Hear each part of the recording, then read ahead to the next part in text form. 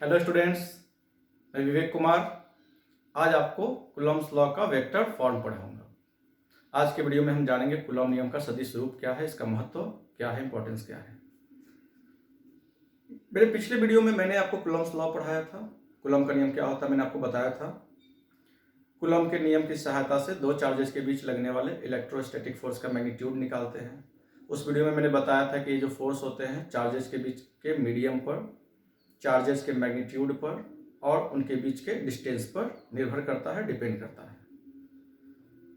Coulomb's law से हम लोग दो चार्जेस के बीच फोर्स निकालते हैं। और फोर्स क्या है? Vector quantity. वेक्टर क्या होता है आप जानते हैं? वेक्टर वे क्वांटिटी होते हैं जिनमें मैग्नीट्यूड हो, डायरेक्शन हो और जो वेक्टर लॉ को फॉलो करे।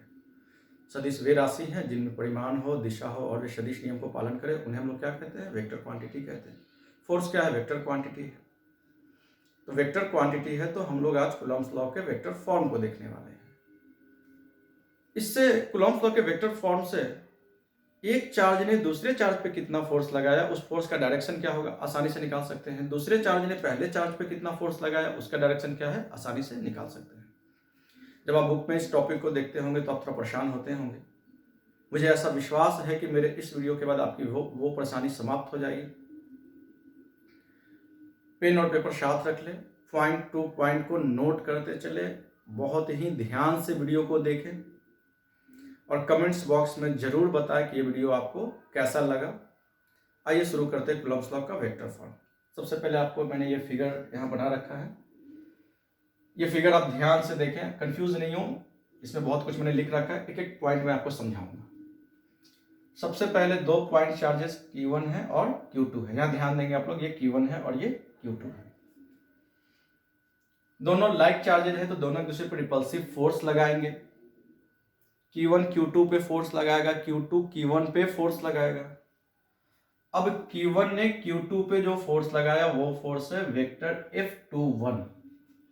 जो चार्ज फोर्स को एक्सपीरियंस करेगा वो पहले लिखा जाएगा और जो चार्ज फोर्स अप्लाइड करेगा उसको बाद में लिखेंगे। देखिए यहां पर चार्ज कौन फोर्स एक्सपीरियंस किया, Q2, तो मैंने यहाँ 2 पहले लिखा। और किसने अप्लाइड किया, Q1 ने अप्लाइड किया, तो मैंने यहां पर बाद में 1 लिखा। 2 के बाद मैंने 1 लिखा। इसका मतलब है कि फोर्स किसके ऊपर, 2 के ऊपर, किसके द्वारा, 1 के द्वारा। वैसा ही Q1 पे कौन फोर्स लगाएगा, Q1 पे Q2 लगाएगा। तो फोर्स यहाँ कौन एक्सपीरियंस किया, Q1 एक्सपीरियंस किया, तो F12 यानी Q1 ने जो फोर्स एक्सपीरियंस किया और Q2 ने लगाया, तो ये F12 और F21 आप समझ गए। कोई परेशानी? तो आसानी से यहां पर हमने F12 और वेक्टर F21 समझा। दोनों लाइक चार्जेस रिपेल करेंगे, एक दूसरे से दूर जाएंगे। अब सवाल यहां पर ध्यान से देखिएगा, यहां पे डिस्प्लेसमेंट वेक्टर आएगा, डिस्प्लेसमेंट वेक्टर का मैग्नीट्यूड आएगा, फिर डिस्प्लेसमेंट वेक्टर का डायरेक्शन बताने के लिए हम लोग यूनिट वेक्टर लाएंगे। यहाँ विस्थापन सदिश आएगा, विस्थापन सदिश का परिमाण आएगा, फिर विस्थापन सदिश की दिशा बताने के लिए हम लोग एकांक सदिश लेकर आएंगे। अच्छा, एक बात यहाँ पर हम लोग समझते हैं, अब ध्यान यहाँ देंगे। ये बोर्ड है और मैं इस बोर्ड पे फोर्स लगा रहा हूं। फोर्स कौन एक्सपीरियंस किया, बोर्ड एक्सपीरियंस कर रहा है, लेकिन लगा कौन रहा है, लगा मैं रहा हूं। तो फोर्स एक्सपीरियंस बोर्ड कर रहा है, लगा मैं रहा हूं, तो इस फोर्स का डायरेक्शन कहां से कहां होगा, मेरे तरफ से होगा बोर्ड की ओर। और डिस्प्लेसमेंट कहां होगा, तो मेरे तरफ से कहां की ओर होगा, बोर्ड की ओर होगा। यानी मेरे और बोर्ड के बीच जो डिस्प्लेसमेंट होगा उस डिस्प्लेसमेंट का हम लोग क्या रखने वाले हैं, क्या यूज करने वाले हैं, मैग्नीट्यूड। तो फिर से देखिए यहां पर जब 2 पे फोर्स लगा तो कौन लगाया, Q1, तो डिस्प्लेसमेंट कहां से कहां की ओर होगा, Q1 से Q2 की ओर होगा। और ये डिस्प्लेसमेंट मैंने कितना लिखा, वेक्टर R12, यानी डिस्प्लेसमेंट कहां से, 1 से, किसकी ओर, 2 की ओर।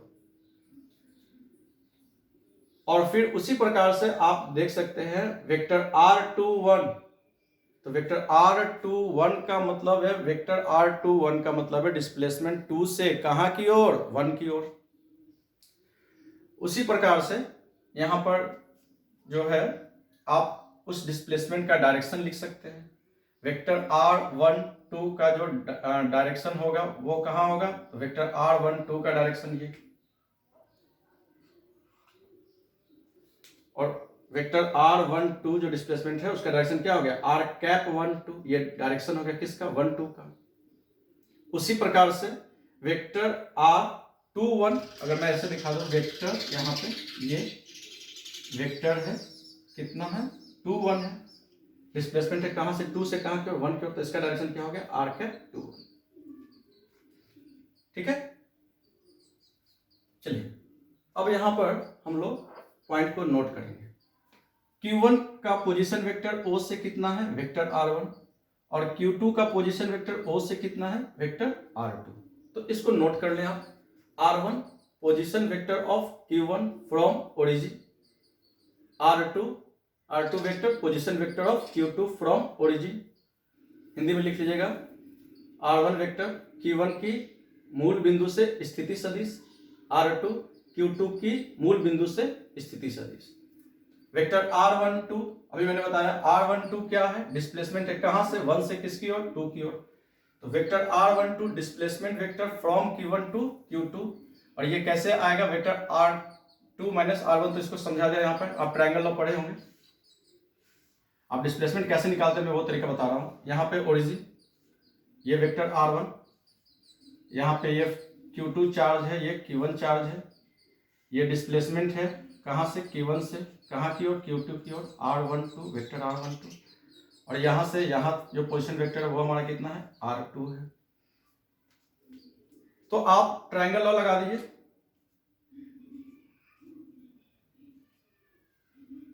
ट्रायंगल लॉ क्या होगा, टू कंटिन्यूअस साइड जो होंगे उसका सम अपोजिट ऑर्डर का जो साइड होगा उसके इक्वल होगा।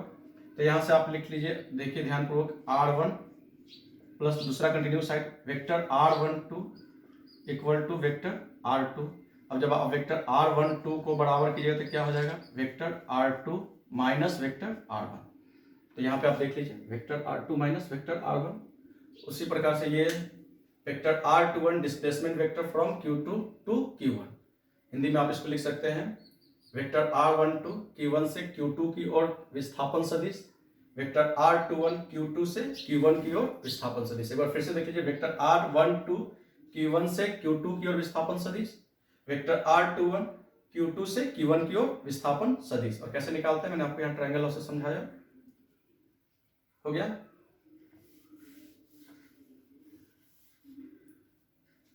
अब यूनिट वेक्टर, चूंकि दो डिस्प्लेसमेंट वेक्टर होंगे तो उनका डायरेक्शन होगा, तो हमारे पास कितने यूनिट वेक्टर आने चाहिए, 2 यूनिट वेक्टर आने चाहिए। यूनिट वेक्टर वो वेक्टर होते हैं जिनका मैग्नीट्यूड 1 होता है और उनका यूज क्या है, डायरेक्शन बताना। अब जैसे अगर मैंने यहाँ एक वेक्टर लिखा, वेक्टर ए, तो ये वेक्टर का ए का मैग्नीट्यूड हो गया और ये उसका डायरेक्शन हो गया, कैप। यूनिट वेक्टर को हम लोग जनरली कैप लगाकर लिखते हैं। तो ये जो है उसका मैग्नीट्यूड है, और ए कैप के द्वारा हम लोग क्या बता दिए, वेक्टर ए का डायरेक्शन बता दिए। तो मैं पूछे यूनिट वेक्टर कितना होगा, तो बहुत आसानी से बोलोगे unit vector sir vector A bye magnitude of vector A. अब ये ए कैप क्या है, वेक्टर ए का डायरेक्शन है, तो आप कैसे निकाल सकते हैं, वेक्टर में उस वेक्टर के मैग्नीट्यूड का डिवाइड लगा करके उसका डायरेक्शन निकाल सकते हैं। तो उसी प्रकार से अब हम लोगों के पास कितना डिस्प्लेसमेंट वेक्टर है, 2 डिस्प्लेसमेंट वेक्टर, तो कितना उसका डायरेक्शन आएगा, 2 डायरेक्शन आएगा। तो आप देख लीजिए, unit vector of vector R12, vector R12 का यूनिट वेक्टर R कैप 12, मैंने बताया vector by vector divided by their magnitudes, तो vector R12 by magnitude of vector R12। उसी प्रकार से आप यहां फिर से देख लीजिए, unit vector of vector R21, ये क्या है, डिस्प्लेसमेंट वेक्टर, और ये भी क्या है, डिस्प्लेसमेंट वेक्टर। ये कहां से कहां की ओर है, 1 2 मतलब 1 से 2 की ओर, 2 1 मतलब 2 से 1 की ओर। और आप उसको इसी प्रकार से यूनिट वेक्टर इसका निकाल सकते हैं, R कैप 21 बराबर vector R21 bye magnitude of vector R21। समझ आ रहा है, पॉइंट नोट कर लें सभी। अगर आप वेक्टर का आपका कॉन्सेप्ट क्लियर होगा 11 क्लास का, तो आपको यहाँ ज्यादा परेशानी नहीं होगी। फिर भी मैंने आपको एक एक चीज, छोटी छोटी चीजें आपको बताने का प्रयास कर रहा हूं मैं, ताकि आपका कॉन्सेप्ट क्लियर हो सके। हो गया। अब देखिए, कूलॉम ने क्या बताया था कि दो चार्ज के बीच जो फोर्स लगेगा, दो चार्जेस के बीच 1/4 pi epsilon not Q1 Q2 by R square, यही होगा ना। R क्या है, डिस्प्लेसमेंट का मैग्नीट्यूड। वेक्टर फॉर्म में जब देखते हैं तो हम डिस्प्लेसमेंट लेते हैं, उसका मैग्नीट्यूड निकालेंगे, वही उन दोनों के बीच का क्या आ जाएगा, डिस्टेंस आ जाएगा। अब बहुत ही ध्यान से यहां समझना होगा हमको, और आपको कि बातें क्या है। देखिए ध्यानपूर्वक, पहले हम लोग देखते हैं Q2 पर फोर्स किसने लगाया, Q1 ने। तो फोर्स यहाँ पे कौन एक्सपीरियंस किया, Q2, किसके द्वारा, Q1 के द्वारा। तो वेक्टर F21 1/4πε0, यही आप लिखोगे। उसके बाद क्या लिखोगे, Q1 Q2। अब डिस्प्लेसमेंट कहां से कहां की ओर, डिस्प्लेसमेंट 1 से 2 की ओर। यहां कौन फोर्स लगाया, फर्स्ट चार्ज ने लगाया। किस पर लगाया, 2 पर। तो डायरेक्शन क्या होगा, फर्स्ट चार्ज से सेकंड चार्ज की ओर वो डायरेक्शन होगा। तो डिस्प्लेसमेंट कहां से कहां लेंगे, फर्स्ट से सेकंड की ओर लेंगे। अब फर्स्ट से सेकंड की ओर डिस्प्लेसमेंट कितना, r कैप 1 2 के मैग्नीट्यूड का स्क्वायर, और वेक्टर r12 के मैग्नीट्यूड का स्क्वायर, और वेक्टर r12 का डायरेक्शन कितना, तो इसका डायरेक्शन r कैप 1 2। समझ आ रहा है यहां पे मैंने जो बताया, आप देख सकते हैं मेरे भाई, vector F21 equal to 1/4πε0 Q1 Q2, force कहां से कहां की ओर है, 1 से 2 की ओर। डिस्प्लेसमेंट कहां से कहां लेंगे, 1 से 2 की ओर लेंगे, और 1 से 2 की ओर जो डिस्प्लेसमेंट होगा वो कितना होगा, वेक्टर R12। तो यहां पे मैंने लिख दिया वेक्टर R12 के मैग्नीट्यूड का स्क्वायर, और इसका डायरेक्शन हमने किससे लिखा है, r कैप 1 2, तो मैंने लिख दिया r कैप 1 2। अब आप इसी तरह से F12 निकाल सकते हैं। तो मैंने यहां आपको बताया force on Q2 due to Q1। तो vector F21 equal to 1/4πε0 Q1 Q2, displacement कहां से कहां की ओर, 1 से 2 की ओर, वेक्टर R12 के मैग्नीट्यूड का स्क्वायर, इसका डायरेक्शन r कैप 1 2। अब r कैप 1 2 कितना होता है, vector R12 by magnitude of vector R12। तो यहाँ पे आप देख लीजिए Q1 Q2, जब आप r कैप 1 2 का पुट कीजिएगा वैल्यू, तो यहाँ से एक मोड R12 आएगा, और पहले से R12 के मोड का स्क्वायर था, तो यहाँ पे R12 का क्यूब, और वेक्टर यहाँ पे कैप लगा दीजिए, vector R12, sorry vector R12 हो गया। समझ आया, या एक बार फिर से बता, वेक्टर R21, वेक्टर F21 का मतलब है फोर्स किसके ऊपर, 2 के ऊपर लगाया किसने, 1 ने। तो डिस्प्लेसमेंट कहां से कहां होगा, 1 से 2 की ओर होगा, आपने ऐसा लिख लिया। उसी प्रकार से आप जो है force on Q1 due to Q2 निकाल सकते हैं।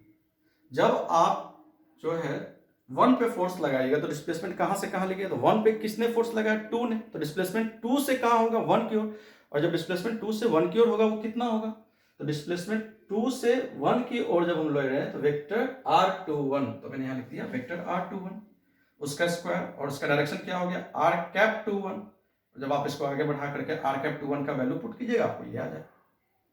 दोनों फोर्सेस का डायरेक्शन क्या हुआ, एक दूसरे के अपोजिट हुआ, यानी दोनों फोर्सेस एक दूसरे के इक्वल मैग्नीट्यूड में होंगे, और डायरेक्शन क्या हो गया, एक दूसरे के अपोजिट हो गया। आ रहा समझ में ये बात, बहुत इजी बात है, इसमें कोई परेशानी की बात है नहीं। बस मैंने जो बातें बताई आप उसको ध्यानपूर्वक देखें, वीडियो को रिपीट करके देखें, आपको समझ में आएगा। थोड़ा सा आपको यूनिट वेक्टर के बारे में जानकारी होनी चाहिए, पोजीशन वेक्टर के बारे में होनी चाहिए, डिस्प्लेसमेंट वेक्टर और ट्रायंगल लॉ, ये वेक्टर का बेसिक नॉलेज है जिसको मैंने कोशिश किया था कि चीज़ें आपको मैं समझाता चलूँ।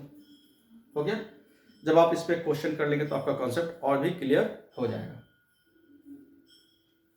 हिंदी वीडियो नोट कर लिया आप लोग, बात को मिटाओ। अब देखिए आगे क्या है, आगे क्वेश्चन करते हैं, कॉन्सेप्ट क्लियर हो जाएगा। सर आज क्या लेकर के आ गए, बाउंस हो रहा है भाई, बाउंस हो रहा है तो उस वीडियो को रिपीट कर लीजिए, एक बार देख लीजिए, कमेंट्स बॉक्स में पूछ लीजिए, आपको बताया जाएगा। चलिए क्वेश्चन करते हैं। क्वेश्चन है 2 point charges Q1 equal to 5 × 10⁻⁻6 coulomb and Q2 3 × 10⁻⁻6 coulomb are locate. आपको दो कोऑर्डिनेट्स दिए गए हैं, एट उनके पोजीशन दिए गए हैं आपको, position 132 and 351 find the force on Q2 due to Q1। कितने लोग बना सकते हैं? तैयार हैं बनाने के लिए? अच्छा एक बात बताओ, आप जो हैं x के लिए यूनिट वेक्टर क्या लिखते हैं? i कैप, y के लिए क्या लिखते हैं? j कैप, और z के लिए क्या लिखते हैं? k cap. ये किसके कोऑर्डिनेट्स है? x y z के कोऑर्डिनेट्स है। ये किसके कोऑर्डिनेट्स है? x y z के कोऑर्डिनेट्स। तो आप इनका पोजीशन वेक्टर लिख सकते हैं कि नहीं? हिंदी में एक बार क्वेश्चन बोल दो, नहीं तो हिंदी मीडियम वाले नाराज हो रहे होंगे, सर आज केवल इंग्लिश में बोल रहे हैं। थोड़ा ध्यान देंगे हिंदी मीडियम। दो बिंदु आवेश Q1 5 × 10⁻⁶ कूलम तथा Q2 3 × 10⁻�6 कूलम, उनकी स्थितियां क्रमशः 1 3 2 तथा 3 5 1 है। Q2 द्वारा Q1 पर लगने वाला बल ज्ञात करें। ठीक, आगे बढ़े। अब चलिए सबसे पहले हमें इस Q1 और Q2 का पोजीशन वेक्टर लिखना है। कैसे लिखेंगे? तो वेक्टर R1 लिखिए, कितना होगा? अच्छा चलिए ठीक है, पहले लिख लेते हैं पोजीशन वेक्टर। वेक्टर R1 कितना हो जाएगा? तो vector R1 i cap plus 3j cap plus 2k cap. भाई ये x y z, x के लिए i, y के लिए j, z के लिए k। Vector R2 3i cap plus 5j cap plus k cap. Displacement निकालना होगा। अच्छा, डिस्प्लेसमेंट फोर्स का क्या फॉर्मूला होगा? फोर्स किसके ऊपर? भाई 2 के ऊपर। किसके द्वारा? 1 के द्वारा। क्या फॉर्मूला होता है अभी आप देख लीजिए, आपको दिखाया गया था 4 pi epsilon not Q1 Q2। Displacement कहां से कहां भाई? फोर्स कौन लगाया? 1 ने। किसके ऊपर? 2 के ऊपर। तो डिस्प्लेसमेंट 1 से 2 के ऊपर। वेक्टर R12 का मैग्नीट्यूड का स्क्वायर, और डायरेक्शन क्या होगा? अब इस फॉर्मूला में हमें जो जो चाहिए उसको निकाल लीजिए, आपका आंसर आ जाएगा। वैल्यू पुट कीजिए, आपका आंसर आ जाएगा। अब देखो तो Q1 Q2 आपको पता है, 1/4 पाई एप्सिलॉन नॉट आपको पता है। आपको दो चीजें निकालनी है, वेक्टर R12 के मैग्नीट्यूड को निकालना है और r कैप 12 निकालना है। आप निकाल लो, बहुत आसानी से निकल जाएगा। आप वेक्टर R12 पहले निकालो। क्या मैंने बताया था? R2 minus R1। अब R2 कितना? R2 आपका 3i cap plus 5j cap plus k cap into minus R1 कितना? R1 i cap plus 3j cap plus 2k cap. तो R12 निकलेगा कितना? 3i cap plus 5j cap plus k cap minus i cap minus 3j cap minus 2k cap. Solve कीजिए। R12 कितना हो जाएगा? 3 में 1 गया, 2i कैप प्लस 2, 5 में से 3 गया, 2j कैप, यहाँ पे माइनस i कैप है और प्लस k है, तो माइनस 2 में से प्लस चला गया तो माइनस का k कैप। ये क्या हो गया? डिस्प्लेसमेंट वेक्टर है। अब इसका मैग्नीट्यूड निकालिए। तो डिस्प्लेसमेंट वेक्टर का मैग्नीट्यूड जब आप निकालिएगा, इस फिगर को मिटा दूं, तो कितना आ जाएगा आपका? रूट अंडर, मैग्नीट्यूड निकालने का तरीका जानते हैं ना, वेक्टर के जो यूनिट वेक्टर हैं उनके कोफिशिएंट का स्क्वायर करके रूट अंडर निकालते हैं, जो आएगा आंसर वही आपका मैग्नीट्यूड होगा। तो i का कोफिशिएंट कितना? 2, 2 का स्क्वायर प्लस फिर j का कोफिशिएंट 2, 2 का स्क्वायर प्लस माइनस 1 का स्क्वायर, कितना हो जाएगा? 4 प्लस 4 प्लस 1 9। आपका कितना आ गया? 3। ये 3 मीटर आपका डिस्प्लेसमेंट का मैग्नीट्यूड है। अब यूनिट वेक्टर कैसे निकालते हैं? तो vector by magnitude of vector, यही तो तरीका है निकालने का। Vector by magnitude of vector. भाई आपने इसका वैल्यू निकाल लिया, अब ये निकाल लीजिए, ये कितना है? तो वेक्टर कितना था आपका? Vector R12 2i cap plus 2j cap minus k cap by कितना? R12 3।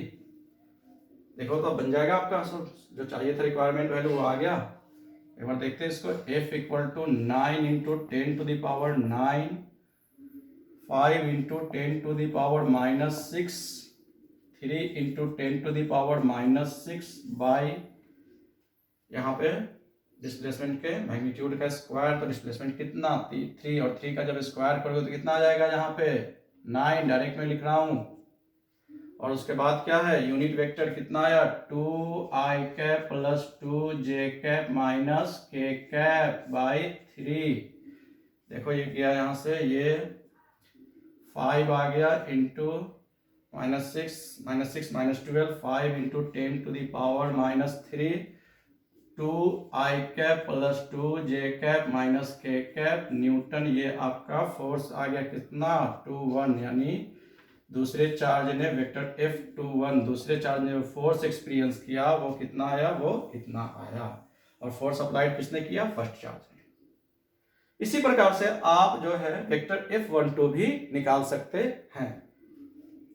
तो ये था कूलम्ब्स लॉ का वेक्टर फॉर।